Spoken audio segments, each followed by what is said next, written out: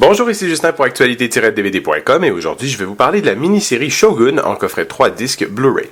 Réalisée par Jerry London, la série met en vedette Richard Chamberlain, Toshiro Mifune, Yoko Shimada, Damien Thomas et John Rhys Davis. Distribué par Paramount, le coffret est disponible en magasin depuis le 22 juillet 2014. En 1600, le navire hollandais l'Erasme s'échoue sur les côtes japonaises. Fait prisonnier par un seigneur local, son pilote anglais John Blackthorne découvre un pays dont il ignore tout et dans lequel les missionnaires jésuites portugais ont un pouvoir considérable. Protégé par le général en chef de l'armée de l'Est, le seigneur Toranaga, John Blackthorne, devenu Anjin-san pour les Japonais, connaîtra une ascension fulgurante et deviendra samouraï. Véritable série culte des années 80 et gagnant d'une poignée de prix, Shogun, tiré du roman éponyme de l'écrivain James Clavell, fait ici ses débuts sur Blu-ray.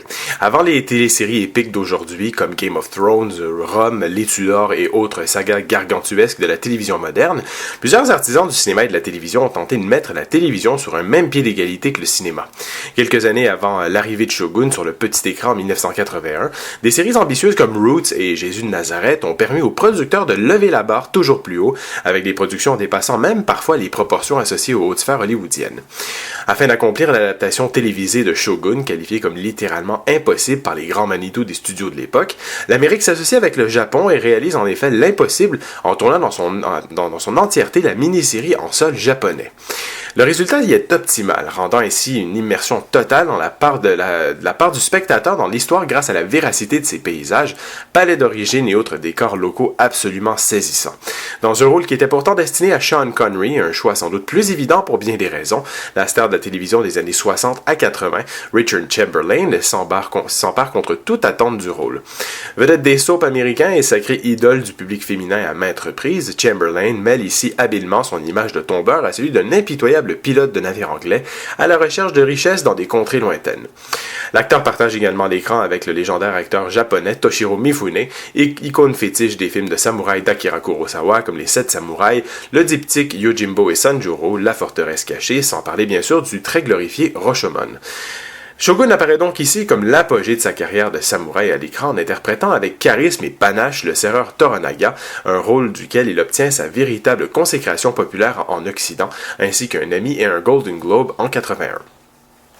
On remarque également l'excellente performance de John Rhys Davis au tout début de sa carrière, connu pour ses rôles dans la série des Indiana Jones et du Seigneur des Anneaux, qui joue ici le rôle d'un pilote de navire portugais extravagant. La série est également une réussite du point de vue scénaristique et réussit habilement à nous dépayser et à nous en apprendre sur une culture étrangère à l'époque de la Renaissance occidentale. Alors que certaines scènes s'étirent beaucoup trop et sont d'une longueur parfois exagérée, d'autres offrent de nombreux rebondissements efficaces ainsi que de belles scènes de dialogue.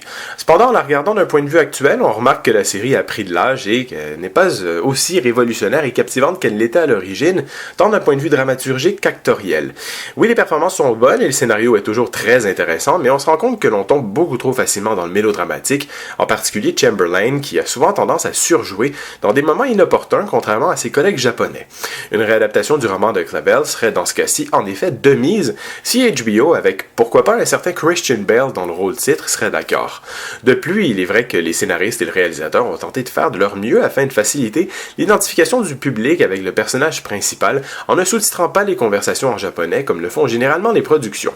On choisit plutôt d'inclure une narration lors des conversations en japonais, racontée par nul autre qu'Orson Welles, qui explique grosso modo le comportement des personnages dans certaines scènes et traduit en anglais quelques dialogues de ce qui se dit et le met en contexte afin de faciliter la compréhension des événements lorsque les personnages parlant les deux langues ne sont pas là pour traduire. Aussi curieuse soit-elle, la technique rend l'expérience problématique au fur et à mesure que la série avance, alors que certaines scènes ne sont ni narrées ni sous-titrées, causant ainsi plusieurs manques à l'histoire et une confusion sévère auprès du public.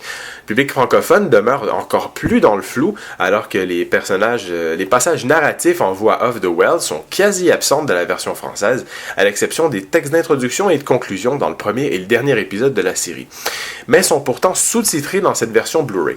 Le public averti de cette fâcheuse contrainte devra donc s'amuser à sélectionner les sous-titres français lors de ces scènes de dialogue en japonais. Du côté visuel, le transfert haute définition du Blu-ray s'en sort assez bien. L'image conserve la majeure partie du temps la texture du 35 mm et offre une bonne résolution ainsi que de bons détails. Cependant, les quelques anomalies présentes sur les 3 disques sont dues à la conservation des bandes et non au transfert numérique qui préserve la vision esthétique de l'image. À plusieurs moments, les bandes originales semblent avoir été moins bien préservées et montrent certains signes de vieillissement, notamment lors des scènes de nuit, alors que d'autres ont parfois un fini un peu flou, surtout dans le deuxième disque. Mais dans l'ensemble, Paramount a ici bien réussi sa tâche en restauration d'image. Du côté sonore, la restauration de la bande anglaise est excellente. Les voix sont claires et audibles et le dynamisme du bruitage est bien accompli.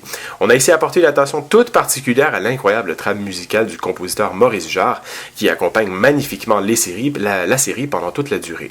Malheureusement, les efforts ne sont pas les mêmes en ce qui a trait à la piste française, qui est présentée ici en un son mono non restauré. Les voix sont parfois difficilement audibles, surtout lors des moments où les personnages s'expriment à voix basse, au point de devoir même mettre les sous-titres pour suivre le fil de l'histoire. La belle musique de Jarre est criarde et parfois même insupportable à l'oreille. La combinaison des voix, de la musique et du bruitage est souvent mal balancée, vous forçant donc à jouer de la télécommande afin de monter ou de baisser le son de votre cinéma maison. Du côté technique, des pistes en anglais DTS 5.1, anglais mono restauré, français mono, allemand mono et japonais mono sont offertes avec des sous-titres en anglais pour malentendants, français, japonais, allemand, danois, hollandais, finnois, norvégien et suédois. L'image est présentée en format panoramique L'image est présentée en format standard 1.33. Pour les suppléments, les fans de la série seront ravis de visionner le documentaire The Making of Shogun d'une durée d'1h20 qui vous explique en détail toutes les différentes étapes de la création de la série, de l'écriture du scénario, jusqu'au choix des acteurs en passant par des anecdotes de tournage et autres informations intéressantes. Historical Perspectives Featurettes d'une durée de 15 minutes lève le voile sur les éléments du Japon du 17e siècle dépeints dans la série grâce à 2 spécialistes de la culture japonaise. Finalement, une série de quelques scènes clés de la série offertes avec des commentaires audio du réalisateur viennent clore cette excellente sélection de suppléments, tous sous-titrés en français. Grandiose, ambitieuse et culte, voilà 3 mots qui résument bien l'ampleur de cette mini-série qui a influencé la télévision telle que nous la connaissons aujourd'hui. Shogun réussit avec brio à dépayser son public grâce à son choc des cultures magistralement bien mis sur pied. Malgré sa difficulté à passer l'épreuve du temps, notamment pour son rythme et son scénario et le jeu de certains de ses acteurs, la mini-série demeure un incontournable qui mérite sa place dans toutes les collections d'amateurs de séries télévisées. C'était Justin, merci et bon visionnement!